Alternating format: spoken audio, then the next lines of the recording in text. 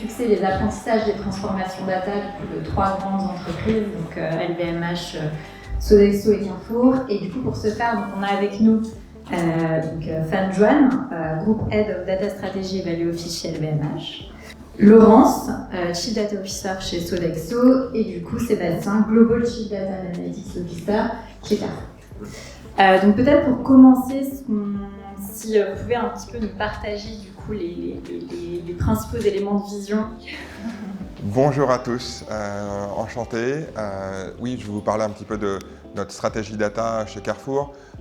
On a une stratégie ultra ambitieuse. Le chiffre qui est communiqué, on va en parler un peu de la partie humaine, c'est d'avoir plus de 3000 professionnels de la data dans l'organisation à horizon 2026. C'est un des objectifs qui a été fixé par le PDG lui-même face aux investisseurs. D'ailleurs, on reporte tous les trimestres sur le nombre de data experts qu'on a soit recrutés, soit formés à la data, que ce soit dans nos fonctions analytics, mais également dans nos métiers. Le deuxième grand enjeu, c'est de transformer en profondeur l'organisation. C'est ce qu'on appelle le data for business. La data pour le business, c'est quoi? C'est en fait appliquer la data, l'intelligence artificielle dans toute la chaîne de valeur de l'entreprise, depuis nos négociations avec les fournisseurs jusqu'à la mise en marché de nos produits, la chaîne logistique. On a parlé tout à l'heure de demand forecasting, c'est un sujet très chaud en ce moment pour nous. Évidemment, avec tous les challenges autour des coûts de logistique qui s'en viennent dans les prochains mois, voire les prochaines années. Le deuxième élément clé, deuxième pilier clé de notre stratégie data, c'est ce qu'on appelle data as a business. Donc on est allé un peu plus loin que juste servir nos métiers. On en a fait un business avec un PNL. On vend désormais une grosse partie de nos données. On a un data lake avec presque 10 milliards de transactions historisées. C'est le plus gros data lake du retail en Europe. Et on monétise ces données auprès des marques qui sont nos partenaires afin de leur permettre de mieux connaître leurs clients, mieux connaître les patterns de consommation, pouvoir même faire évoluer leur R&D sur les produits en fonction des attentes des consommateurs, ce qu'on appelle les unités de besoin des consommateurs. Et puis évidemment dans le plan, on va encore aller un cran plus loin, c'est bien de mettre de la data à disposition, de la mettre en qualité, etc.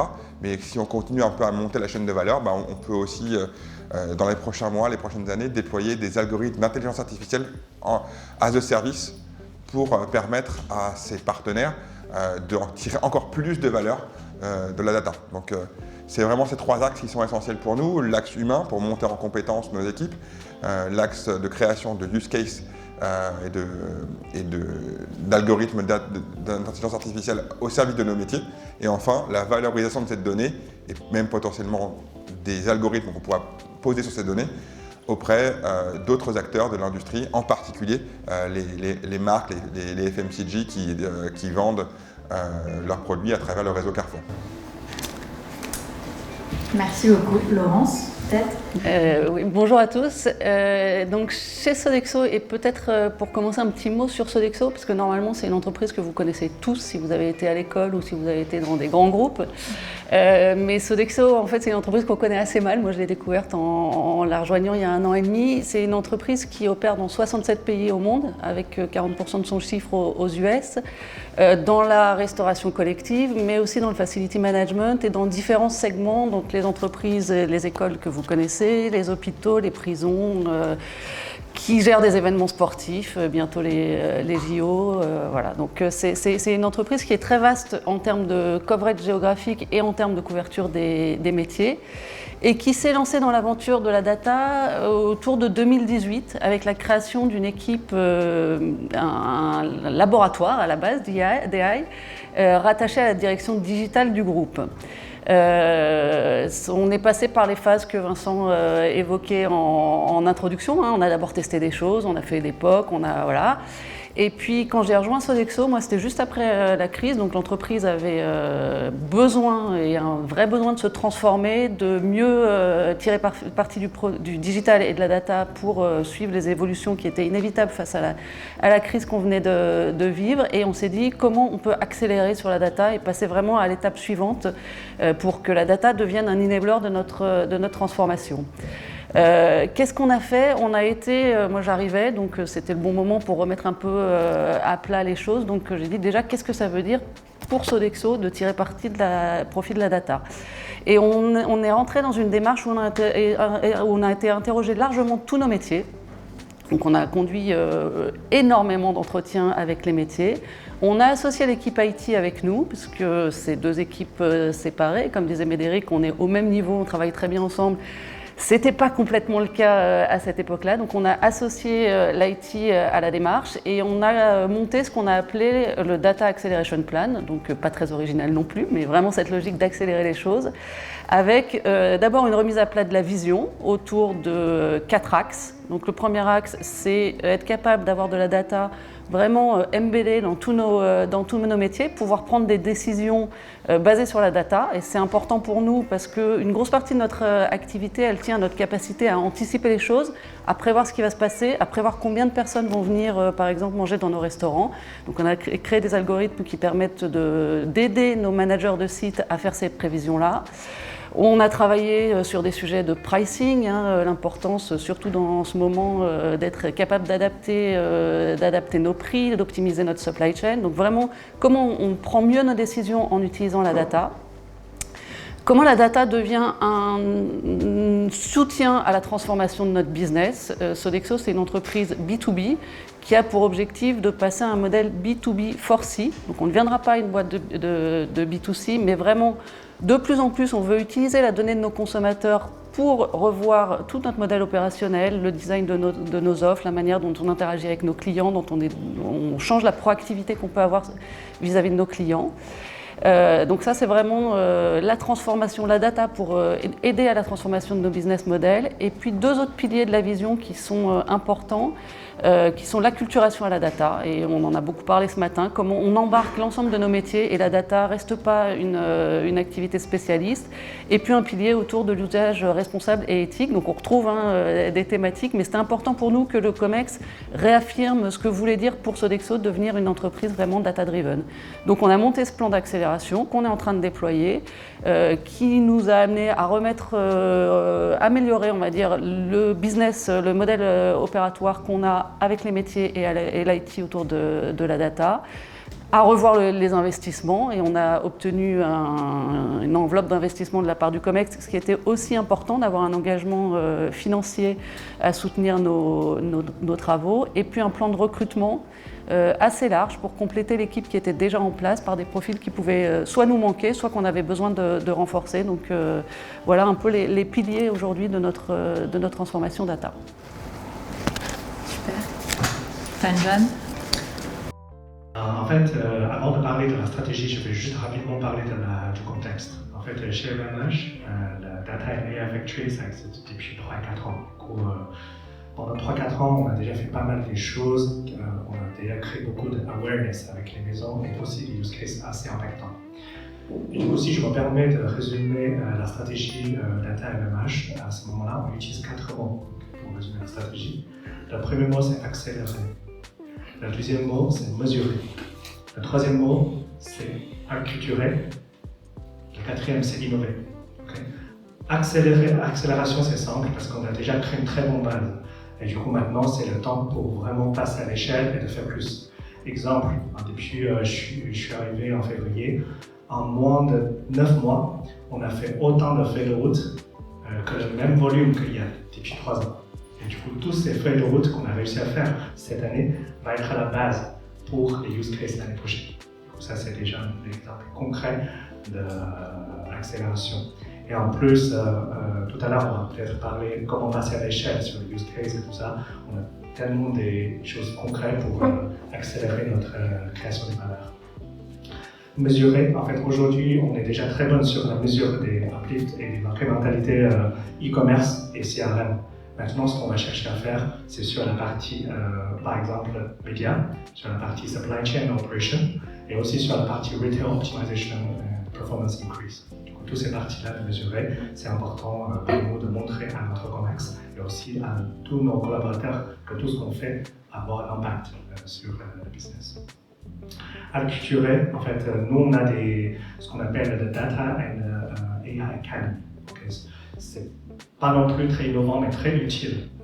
On suit la trajectoire de Artifact, hein, du coup, et on a un partenariat avec Artifact sur ce sujet de Data AI Academy pour former nos collaborateurs, faire des hackathons pour avancer sur les choses hyper pointues et aussi de créer une communauté data avec les différents niveaux de connaissances et compétences pour que le sujet data ne devienne pas juste un sujet pour les experts, mais aussi pour tous les métiers. Voilà, tout ça, c'est important. Et pour terminer, il y a déjà un dernier sujet, c'est comment fédérer nos partenaires et aussi notre collaborateur.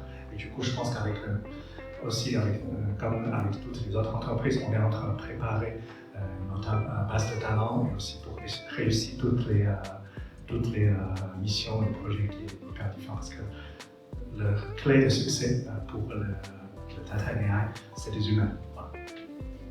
Vous avez tous parlé du coup de cas d'usage au cœur de votre transformation et de transformation des métiers. On a aussi discuté avec Médéric. Est-ce que vous avez du coup des facteurs clés de succès ou des apprentissages à partager justement sur l'adoption de votre feuille de route et notamment l'adoption de vos cas d'usage un petit peu emblématiques dans vos entreprises respectives?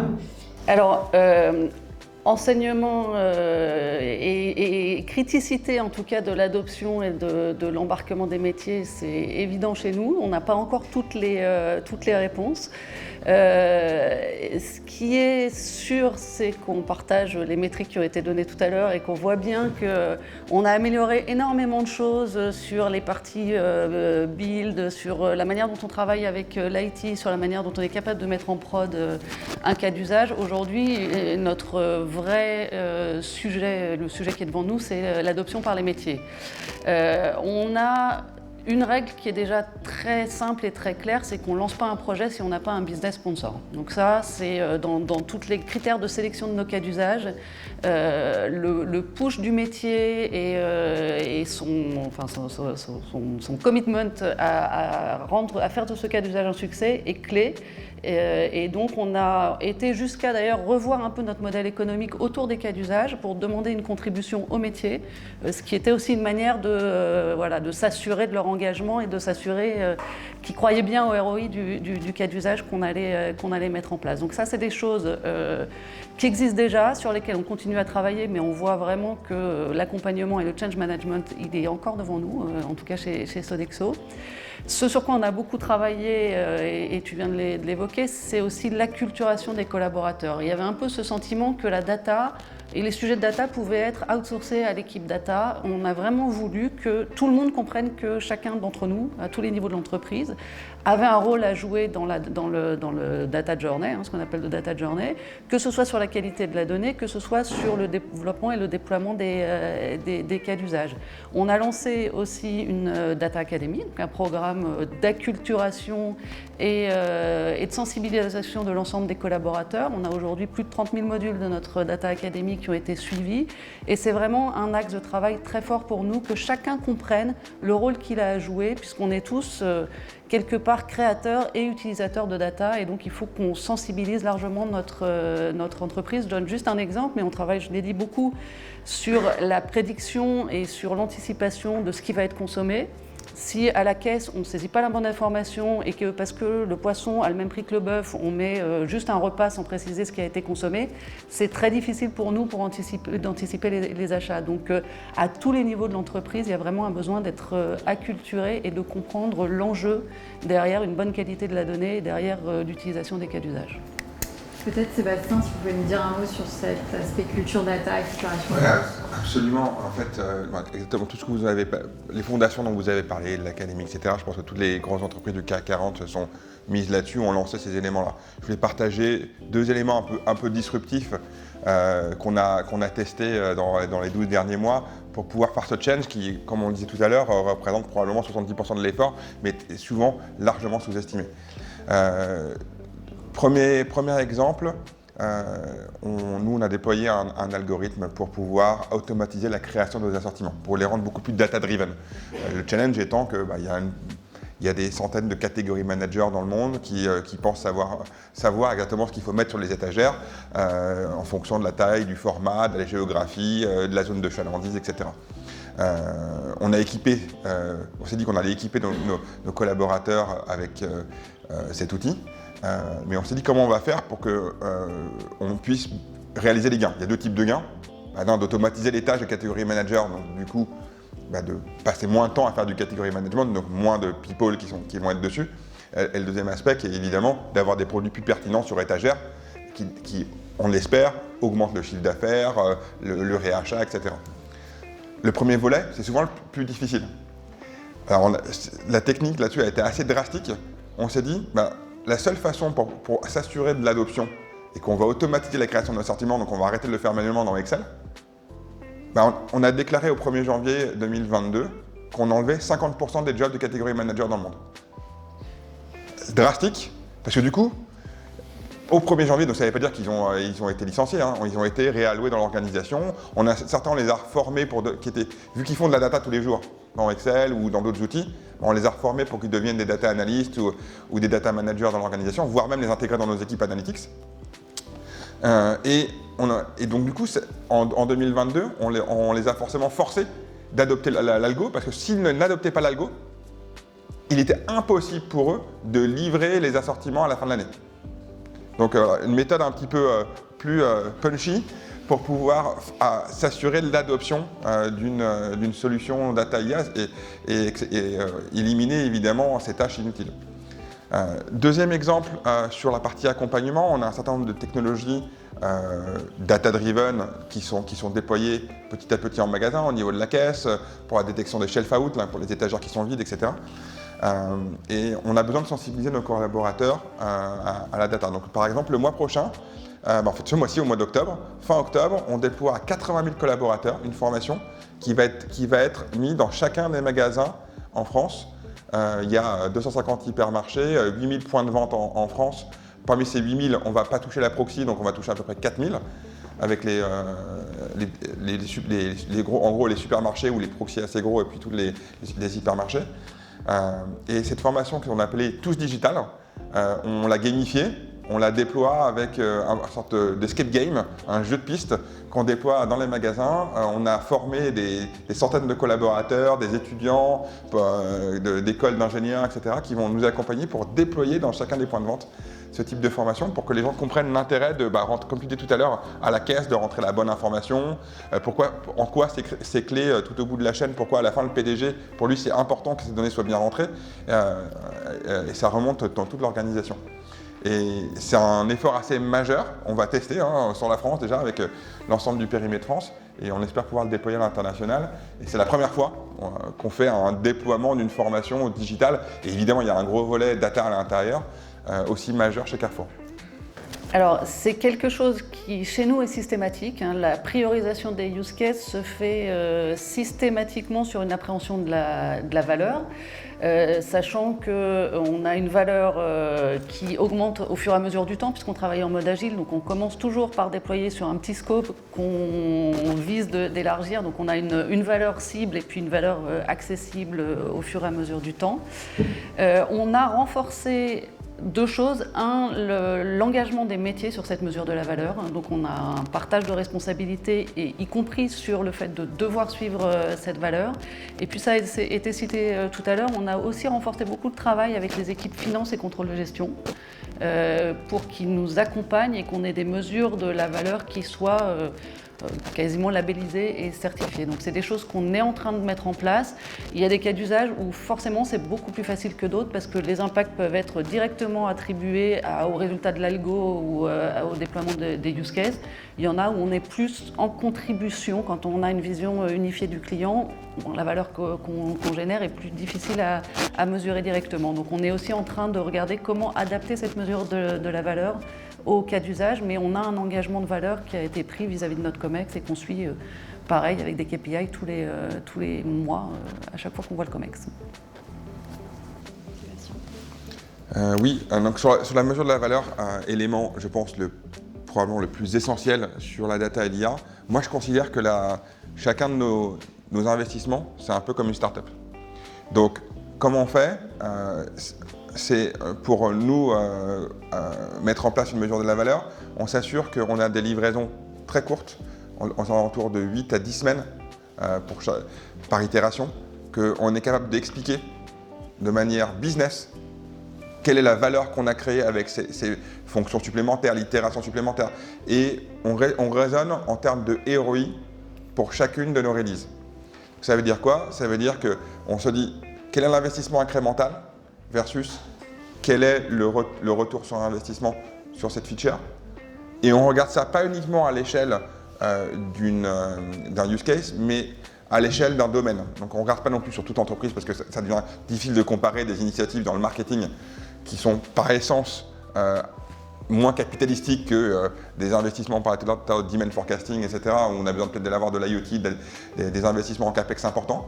Mais dans un domaine donné, on donne la liberté au management du domaine d'arbitrer au sein de son portefeuille entre les différentes initiatives pour pouvoir se dire, bon, bah, peut-être que faire la version 3 avec telle feature supplémentaire sur tel outil versus démarrer une nouvelle solution qui va avoir un take-off vertical au départ, qui va donner un ROI beaucoup plus rapide, ça sera ça qui optimisera la valeur du portefeuille.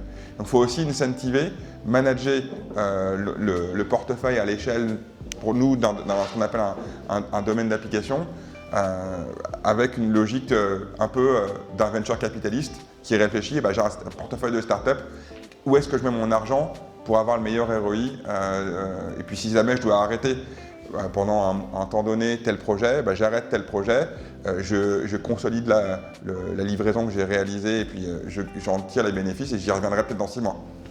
Il y a aussi tous les bénéfices indirects de la transformation par la data et ça c'est beaucoup plus compliqué à mesurer, mais nous on le voit bien sur l'image de Sodexo, sur l'attractivité, la rétention des talents, sur l'évolution de certains métiers.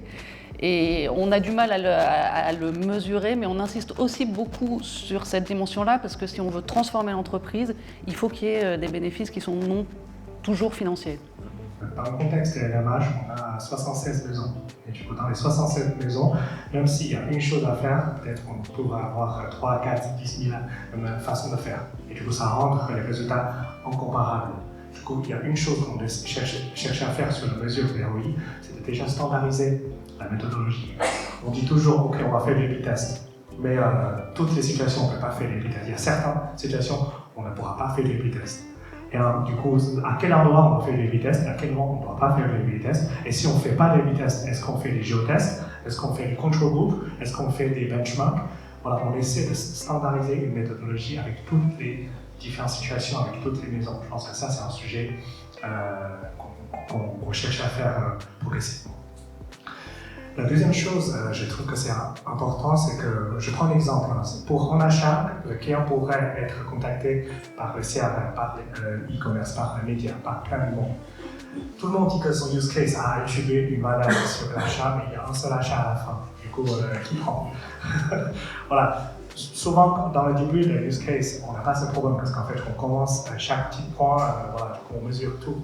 Mais au bout d'un moment, quand on passe à l'échelle, que tout le monde touche le même client progressivement, il faudrait qu'on se coordonne pour avoir une bonne modèle d'attribution. Parce que finalement, si on ne fait pas ça, à la fin, la valeur incrémentale qu'on va créer va être plus que la valeur absolue de notre chiffre d'affaires. Ça, c'est ridicule. Voilà. Du coup, ce qu'on fait quand on passe à l'échelle chez LVMH, ce qu'on fait, c'est de mettre en place des bons modèles d'attribution et aussi des bons ratios et des bons règles pour assurer qu'on ne va pas overestimate, donc surestimer la valeur incrémentale. Encore une fois, je dis qu'il n'y a jamais une méthode, mais il n'y a pas la meilleure méthode de cette étude-là. Il faut trouver une méthode, il faut trouver cette méthode qui est alignée avec l'ensemble des maisons, et comme ça, on continue à utiliser cette même méthode over time, okay? Et comme ça, on peut comparer. Je pense que ça, c'est les deux choses en supplémentaire que je voudrais peut-être compléter pour ce sujet. Merci. Merci. Vous pouvez garder le micro. Et juste du coup, vous avez parlé du coup de standardisation avec des approches de mesure de la valeur, mais sur le sujet notamment aussi de réplicabilité des cas d'usage dans les différentes maisons du groupe LVMH. Est-ce que peut-être vous pouvez nous partager du coup quelques apprentissages, quelques succès, notamment les assets technologiques sur lesquels vous vous reposez pour justement garantir cette scalabilité? Ok, avec grand plaisir. En fait, chez nous, nous avons plusieurs types d'activités. Le premier, c'est la création d'une feuille de route data AI avec les maisons, ce qui permet aux maisons de bien prioriser et travailler sur les use cases. Après, on a aussi une deuxième activité, c'est de délivrer les use cases, notamment avec IA, avec Analytics, avec BI, avec toutes les choses pour optimiser le business. Et du coup, sur les deux sujets, on a des problématiques de, passer à l'échelle. La première solution, en fait, c'est de créer des bibliothèques, des algorithmes qu'on peut partager avec les maisons. Et ça, c'est plutôt une façon de standardisation. Et la standardisation, on ne va pas dire que ça marche partout, mais ça marche sur beaucoup de cas. À chaque fois qu'on crée une use case, qu'on crée un modèle ou un algorithme, on pensait déjà à une question de qualification. Est-ce que cet algorithme, cet outil pourrait être réutilisé par une autre maison? Si c'est le cas, bon, on va déployer. Et si ce n'est pas le cas, on va chercher à généraliser d'une manière pour que ça pourrait être réutilisable. Du coup, finalement, aujourd'hui, on a déjà notre bibliothèque algorithmique. Voilà, que toutes les maisons, quand ils se branchent sur notre instance GCP, Atom, ils peuvent bénéficier de l'ensemble des algorithmes. On a à peu près une trentaine d'algorithmes pour trentaine d'équipes de use case. La deuxième standardisation, en fait, c'est aussi d'une certaine manière standardiser un petit peu le jeu de données. Parce que si l'algorithme est standardisé, mais le jeu de données n'est pas standardisé, il ne peut pas être branché sur l'algorithme, du coup ça ne marcherait pas. Du coup, ce qu'on fait, c'est de travailler avec nos équipes technologie, IT et aussi les équipes métiers, de créer des schémas data et après d'essayer de partager tout ça avec nos maisons. Ce qui permet à maison, dès la création de leur environnement GCP et tout ça, de standardiser de certaine manière de leurs données. Et ça veut dire qu'en une ou maximum 2 semaines, leur data peut brancher sur les algorithmes. Et le dernier, c'est sur la partie création des use cases et feuilles de route. Comment on peut faire en 9 mois autant de quantité de feuilles de route et la stratégie, le même volume qu'il y a depuis 3 ans. C'est parce qu'on a aussi standardisé le module de diagnostic de la maturité de data et aussi le module de diagnostic sur la capacité data de nos maisons.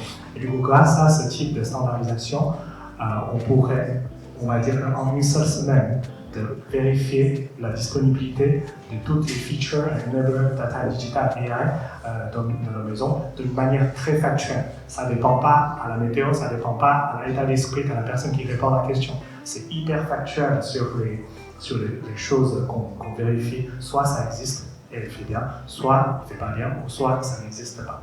Après, pour terminer, accélération, ce n'est pas juste standardisation, c'est aussi contextualisation. Il faut comprendre le contexte de chaque type de maison. Parce que chez LVMH, on a 5-6 différentes verticales d'activité. Chaque business model de chaque maison, chaque cluster des maisons sont complètement différentes. Donc on a quand même des équipes, on crée des squads. Une squad, il est censé travailler avec un cluster de maisons ayant des problèmes similaires. Et du coup, grâce à cette création des clusters, fashion, beauty, watch and jewelry, wine and spirits, et tout ça, ce qui nous permet de standardiser de certaine manière, mais tout en rentrant dans le contexte des verticales pour rapidement traiter les problèmes. Voilà, je pense que c'est notre façon d'accélérer, de passer à l'échelle. Mais effectivement, nous, on a un sujet qui est qu'on a 67 pays, 7 segments d'activité et 2 grosses activités de food et l'RFM. Donc je vous laisse faire la matrice, mais ça fait quelques cas de figure. Donc on a aussi essayé, on standardise un maximum des assets, des algorithmes qu'on va pouvoir utiliser dans différents contextes. Ce qu'on voit quand même, c'est qu'il y a des systèmes d'information qui sont très différents. On a un legacy pareil que ce que tu disais tout à l'heure sur Orange, mais qui est gigantesque. Et on a même des modes opératoires, des process qui ne sont pas forcément les mêmes d'un pays à l'autre et d'un segment à l'autre. Et on s'est rendu compte que c'est un vrai enjeu pour scaler et qu'au cœur de tout ça, il y avait la gouvernance de la donnée, la manière dont on organise nos métiers, la manière dont on définit des données de manière commune entre justement ces différents pays et ces différents segments d'activité. Et c'est un sujet aujourd'hui qui est clé et qui est au cœur de la scalabilité de nos modèles, donc sur lequel on travaille très très activement en ce moment. Peut-être du coup pour rebondir sur le sujet de gouvernance des données, Sébastien, on voit une difficulté, c'est l'opérationnalisation de la data gouvernance, enfin aller plus loin, on va dire que les standards et que les guidebooks pour vraiment que ça ait une valeur opérationnelle sur le terrain. Est-ce que du coup vous avez des apprentissages à partager sur ce point? Ouais, aujourd'hui, Carrefour, de mon point de vue, moi je suis arrivé assez récemment, il y a moins de 6 mois chez Carrefour, le niveau sur la gouvernance est relativement faible et insuffisant en tout cas au regard des enjeux. Et du coup, l'objectif c'est vraiment de démocratiser l'accès à la donnée de qualité. D'ailleurs, une des questions que je me pose en ce moment, c'est comment on fait pour valoriser cet aspect-là, parce qu'on a toujours tendance à valoriser les use case analytics, l'accès à de l'IA qu'on déploie et puis on mesure un use case spécifique. Mais la data governance, c'est la technique, mais à la fin, qu'est-ce qu'on fait? C'est on met à disposition de la donnée de qualité pour permettre à des gens de travailler mieux, plus fort, plus vite, plus haut. Donc le challenge de la data governance, c'est vu comme un sujet souvent pas très sexy. Très peu compris par les métiers.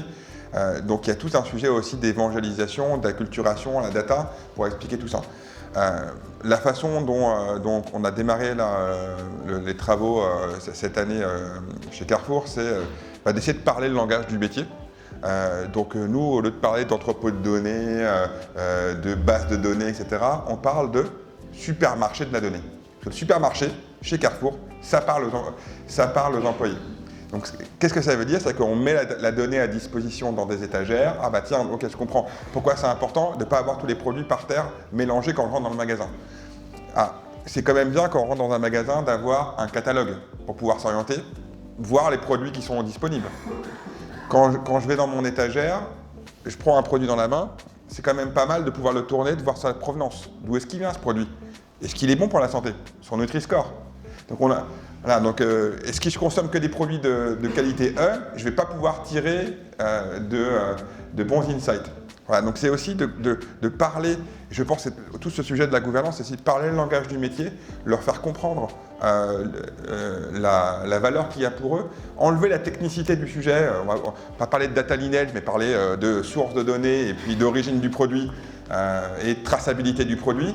Chez Carrefour, ça parle quand on parle de filière bio, etc. Donc on applique ça à la donnée. Voilà, je pense que le gros challenge là-dessus, c'est l'accompagnement du métier, leur formation pour qu'ils comprennent, et surtout que le sujet du management de la donnée soit sorti de l'IT.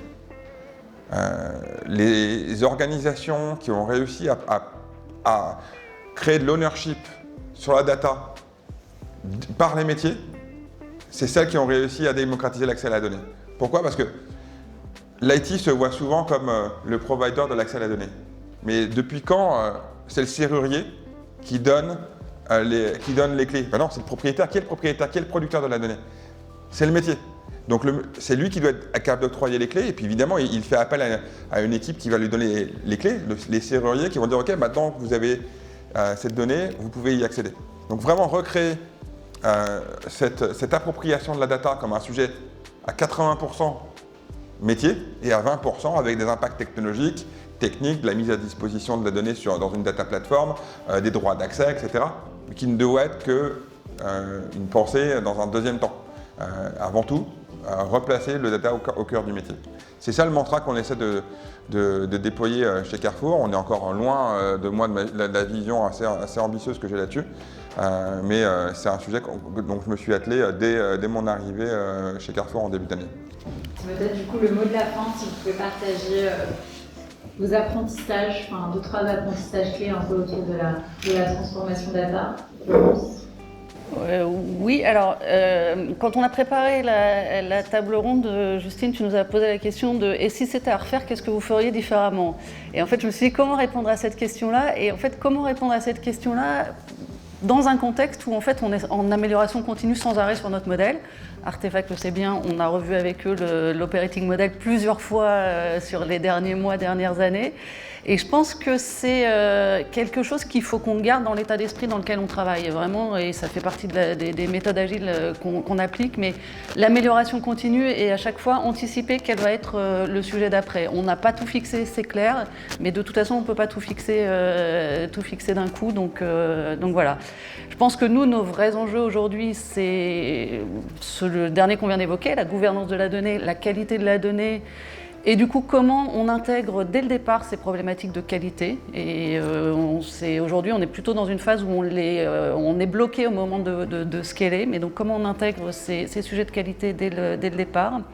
Et puis le sujet du change management qu'on a beaucoup évoqué ce matin. Alors moi je suis toujours très intéressée par venir dans ce genre d'événement parce qu'il y a plein de bonnes idées.